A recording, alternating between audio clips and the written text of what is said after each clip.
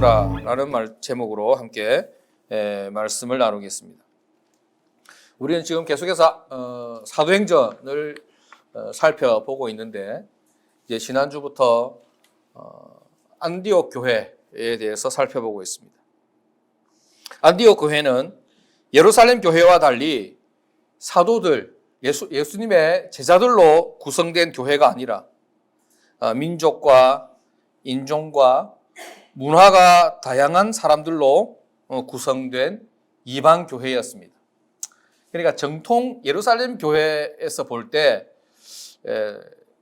좀 듣보잡이다, 뭐 이런 교회가 다 있노, 신생교회, 좀 약한 교회, 좀 안 좋은 말로 말하면 어중이 떠중이 다 모인 교회, 뭐 이렇게 표현될 수 있습니다. 유대인들의 관점에서 볼 때. 그런데 우리의 관점에서 볼 때는 정상적인 교회죠. 좋은 교회입니다.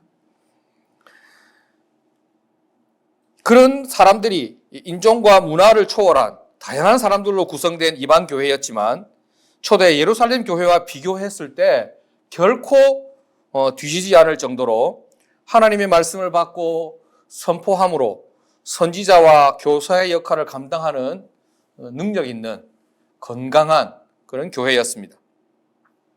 이런 안디옥 교회에 성령께서는 주님의 그 비전과 사명을 맡기시기 위해서 바나바와 바울을 따로 세우라 이렇게 말씀하십니다. 2절 말씀 우리 같이 다시 한번 보겠습니다. 시작. 주를 섬겨 금식할 때에 성령이 이르시되 내가 불러 시키는 일을 위하여 바나바와 사울을 따로 세우라 하시니. 아멘. 바나바와 사울이라고 하는 두 지도자를 따로 세우라 이렇게 말씀하십니다. 여기서 따로 세우라는 말씀은 그 사람들을, 이 바나바와 사울 이 두 사람을 주님의 새로운 사역을 위해 구별하라라는 뜻입니다. 분리해서 따로 파송하라라는 뜻입니다. 지금 성령님은 안디옥 교회를 통해서 안디옥 교회를 향해서 바나바와 사울을 따로 세우라고 말씀하십니다. 근데 이때만 그런 것이 아니라 성령님은 항상 주님의 일을 위하여 사람을 예비하시고 사람을 준비하십니다. 주님의 특별한 사명과 사역을 위해서 헌신할 수 있도록 바나바와 사울을 구별하여 부르셨습니다. 마치 한 남자와 한 여자가 서로만을 위하여 따로 세워지는 것처럼 말이죠. 사랑하는 여러분, 하나님께서 친히 세우신 공동체가 이 땅에 딱 두 가지가 있습니다. 그게 뭡니까? 하나는 교회고 또 하나는 가정입니다. 왜 하나님이 이 두 가지를 친히 세우셨을까? 국가를 세우신 것도 아니고, 그죠? 회사를 세우신 것도 아니고, 하나님 왜 가정과 교회를 세우셨을까? 저는 이렇게 이해합니다. 교회는 곧 가정과 같이 친밀하여 분리될 수 없는 공동체이어야 하고, 가정은 곧 교회와 같이 거룩한 공동체이어야 한다라고 저는 이해합니다. 그래서 저희 교회도 가정 같은 교회, 교회 같은 가정이라고 하는 목표를 가지고 있습니다. 교회는 곧 가정이며 가정 또한 교회와 다르지 않다는 것이 하나님의 마음과 생각이라 할 수 있습니다. 그리고 가정과 교회는 둘 다 똑같이 헌신을 전제 조건으로 합니다. 남자가 여자를, 그리고 여자가 한 남자를 선택했다는 것은 이 지구상에 살고 있는 그 절반의 이성을 포기했다는 말과 같지 않습니까? 내가 선택한 여자나 남자보다 사실 객관적으로 더 아름답고 더 멋있고 더 훌륭한 사람들이 있을 수 있지만 나는 이 한 사람, 내 아내에게, 또 이 한 사람, 내 남편에게 헌신하겠다라는 고백이고 결단인 줄로 믿습니다. 더 좋은 조건의 사람이 와도 흔들리지 않겠다는 뜻입니다. 맞습니까?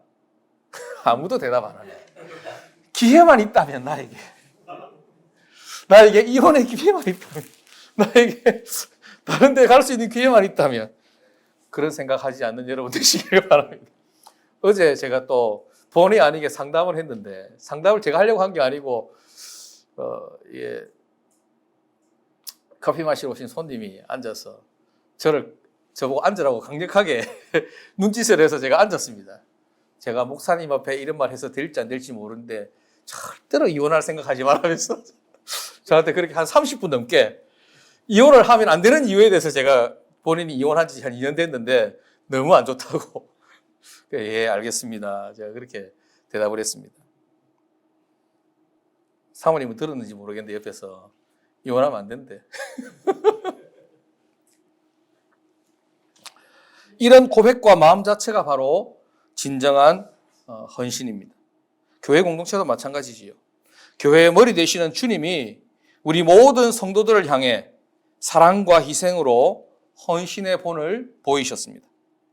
제자들에게 발을 씻어주시면서 너희도 이처럼 섬기라 이렇게 말씀하셨죠. 다른 말로 하면 희생하고 사랑하고 헌신하라 이렇게 가르쳐 주셨습니다.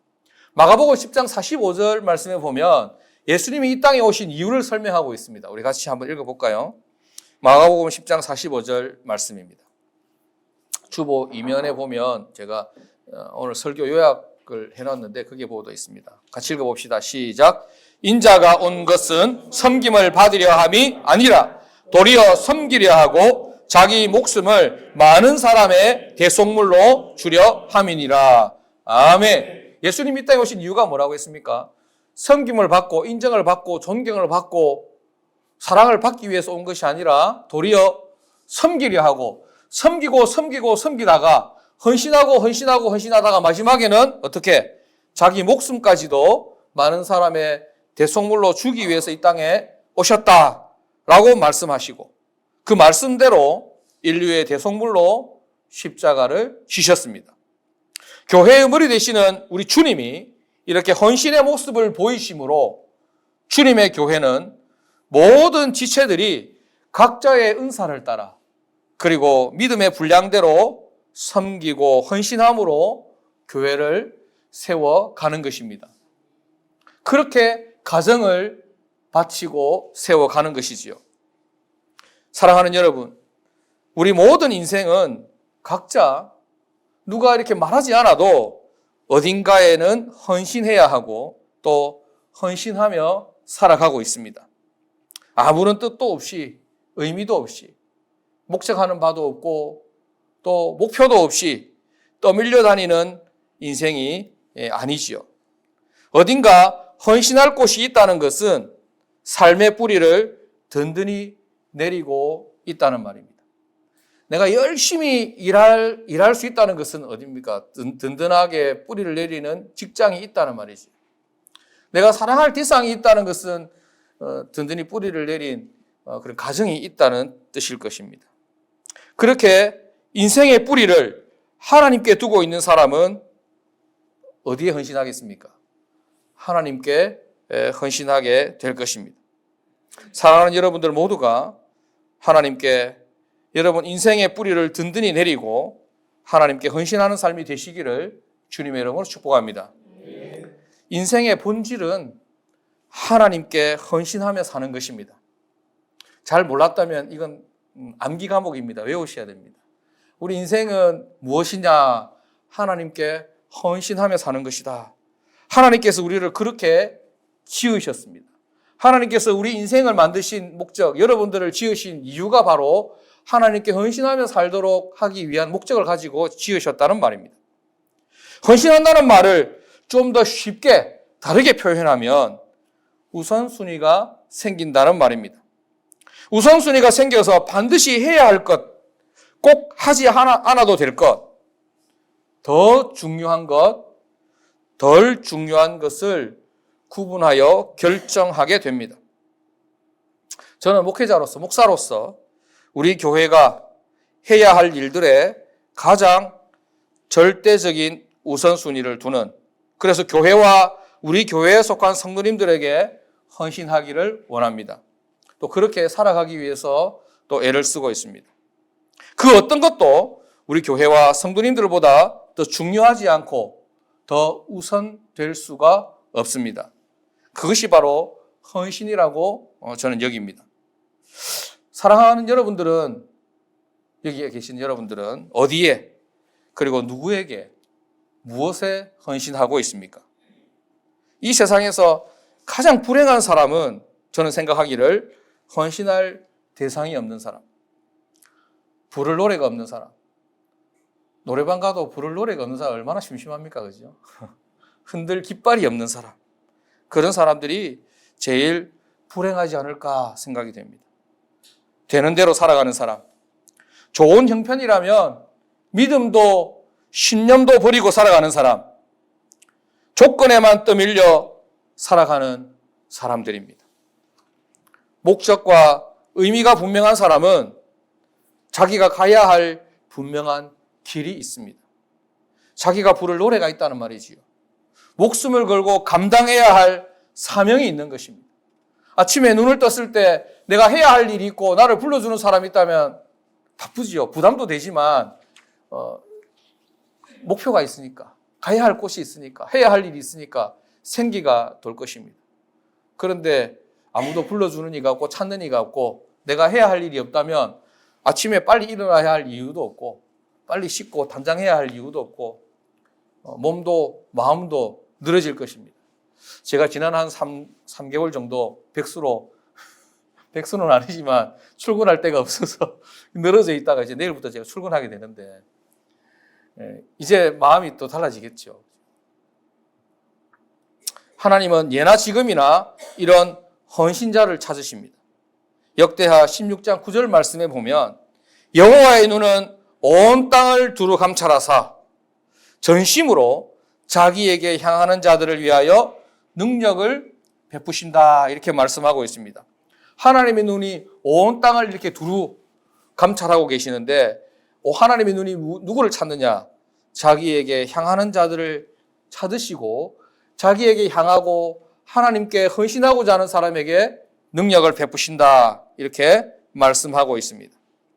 사람은 언제나 좋은 수단이나 좋은 방법을 찾지만 하나님은 더 좋은 사람을 찾으신다 말씀하고 있습니다. 하나님께 헌신하는 사람은 항로가 정해진 배와 같습니다. 목표가 뚜렷한 사람, 진로가 뚜렷하게 정해진 학생처럼 인생을 갈등과 고민으로 낭비하지 않아도 됩니다. 갈등하고 방황하면서 허송세월하지 않아도 된다는 말이지요. 우리가 성경을 통해서 보게 되는 것처럼 사도 바울은 헌신한 사람이었습니다. 사도 베드로도 헌신한 사람이었습니다. 예수님의 12 제자들도 다 헌신한 사람들이었습니다. 마찬가지로 저와 여러분들도 어떤 형편에 있든지 어떤 직업을 가졌든지 나이가 얼마나 들었든지 하나님께 헌신할 수 있는 여러분들 되시기를 주님의 이름으로 축복합니다. 아멘. 내가 어떤 직장에 가든지 내 직업이 무엇이든지 나의 경제적인 상황이 좋아지거나 나빠지거나 내가 높은 자리에 가게 되거나 낮은 자리에 머물거나 다니엘처럼 오늘 우리가 찬양한 것처럼 내 마음이 확정되고 확정되어 싸우니 이 세상에 그 어떤 것도 내 마음을 흔들 수 없습니다 라고 고백하는 사람들을 통하여 하나님은 영광 받으실 것이고 그들로 인하여 주님의 교회는 부흥될 것이고 이 세상은 치유되고 회복될 줄로 믿습니다. 성령께서 안디옥 교회에 하신 말씀에 안디옥 교회는 어떻게 반응했습니까? 오늘 말씀 1절에 보니까 5명의 교사 그리고 선지자가 있었죠. 안디옥 교회에 선지자들과 교사들이 있으니 그 5명이 누굽니까? 바나바, 니게르라고 하는 시므온, 그리고 구레네 사람 루기오, 분봉왕 헤롯의 덧동생 마나엔, 그리고 사울. 이 5명의 선지자, 지도자가 있었는데 이 중에서 40%가 되는 2명을 따로 떼내어서 주의 일을 위해서 파송하라 이렇게 말씀하신 것이지요. 이 5명의 안디옥 교회 지도자들은 바나바와 사울을 따로 세우라는 말씀을 듣고 적지 않게 당황했을 것입니다. 안디옥 교회가 아직 자리도 제대로 잡지 못한 신생교회인데 아직 시스템도 다 안 갖추어지고 조직도 제대로 갖추지 못하고 그렇게 어떻게 해야 될지 잘 모르는 상황일 텐데 유능한 지도자들 5명 중에 2명을 따로 세운다는 것은 부담스러운 일일 수도 있습니다. 개인으로 보면 우리의 시간에 5분의 1을 따로 떼어라 이렇게 표현될 수도 있는 것이죠. 우리가 가지고 있는 재산의 5분의 1을 따로 떼어내라 이렇게 말할 수 있는 것이죠. 우리가 가지고 있는 하루에 쓸 수 있는 총 에너지의 5분의 1을 따로 세우라 이렇게 표현될 수도 있을 것입니다. 부담스러운 일일 것입니다. 힘들고 어려운 일임에 분명합니다. 그러나 사랑하는 여러분, 우리가 봉사와 헌신을 다 쓰고 남은 시간과 에너지를 드릴 수 있겠습니까? 꼭 필요한 사람들 다 적재적소에 다 배치하고 난 다음에 쓰일 데가 없는 사람을 떼어서 하나님과 또 다른 사명을 위해서 따로 세울 수가 있겠습니까? 바쁜 날, 피곤한 날, 이렇게 저렇게 안 되는 날, 못하는 날을 다 빼고 나면 하나님께 헌신하고 봉사할 수 있는 기회는 없을 것입니다. 하나님께 드릴 때는 쓰고 남은 것이 아니라 가장 먼저 가장 소중한 것, 가장 귀한 것 드려야 하는 것입니다. 우리가 가진 가장 좋은 것이 하나님의 것이 되어야 할 줄 믿습니다. 하나님 인격적인 하나님이라고 했죠. 인격적인 하나님 저는 이렇게 생각합니다. 우리하고 생각하는 것이 다르지 않다는 것이죠. 물론 우리보다 더 크시고 더 넉넉하시고 더 여유로우시고 더 사랑이 풍부하시지만 우리가 생각하는 그 상식적인 생각의 선을 그렇게 많이 벗어나지 않습니다. 내가 좋은 것은 하나님도 좋은 것이란 말이죠. 내가 싫고 안 좋은 것은 하나님도 싫고 안 좋다는 것이죠. 우리도 누군가로부터 뭔가 선물을 받고 도움을 입을 때 귀한 것을 선물을 받고 귀한 것을 도움을 입으면 우리의 마음이 얼마나 넉넉하고 감동적이고 얼마나 귀하겠습니까? 마음이 따뜻해지잖아요. 그죠? 누가 그런데요, 오다 주었다 이렇게 츤데레처럼 그렇게 하는데 사실은 그게 표현이 좀 그래서 그렇지 사실은 그런 게 아니잖아요. 가장 내가 너를 생각하고 너를 사랑하는 마음으로 존귀히 여기는 마음으로 이것을 준비해서 주는 것이다. 이런 것이잖아요. 그죠? 그것이 선물인 것이고 그것이 희생인 것이고 그것이 섬기는 것이고 그것이 우리가 하나님에 향한 섬김과 헌신이 되어야 한다는 것이죠. 내가 쓰고 남은 시간, 심심하고 지루한 시간을 하나님께 드리느냐? 그렇지 않고 바쁘고 피곤하고 힘든 일들이 많지만 그중에 하나님을 사랑하는 마음으로 떼어서 시간과 물질과 우리의 정성과 에너지를 드리느냐? 분명히 다를 것입니다. 우리 생애에서 가장 소중한 시간, 가장 소중한 에너지, 가장 소중한 것들을 드릴 수 있는 저와 여러분들 될 수 있기를 바랍니다. 젊을 때 힘 다하여 주를 섬겨야 합니다. 인생의 가장 좋은 시절을 하나님께 드리는 여러분 되시기를 바랍니다. 안디옥 교회에 따로 세우라고 명령하신 그 주님이 우리를 향해서 그렇게 말씀하고 있는 것과 같다는 것이죠. 안디옥 교회에만 그렇게 말씀하시고 등대 열방교회는 그렇게 말씀하지 않으시고 또 교회만 그렇게 말씀하시고 우리 각자 개인에게는 그렇게 말씀하시지 않는 것이 아니라 우리는 그 메시지를 우리 개인에게 적용시키는 것입니다. 나는 60이 넘었으니까 좋은 시설 다 갖고 젊지 않으니까 요즘 보험이 140세까지 나온답니다. 보험회사는 우리가 140까지 살 거라는 기대를 가지고 있다는 말이죠. 처음 들어본 이야기네. 눈빛을 보니까. 보험회사 사람들이 와가지고 그렇게 이야기하대요. 140까지 보험 든다고. 믿음이 없네, 다들. 이제는 내가 살기 싫어도 살아야 되는 때가 됐습니다. 그럼 60이면 앞으로 몇 년 더 살아야 됩니까? 80년 더 살아야 되네요. 자신 있습니까? 80년.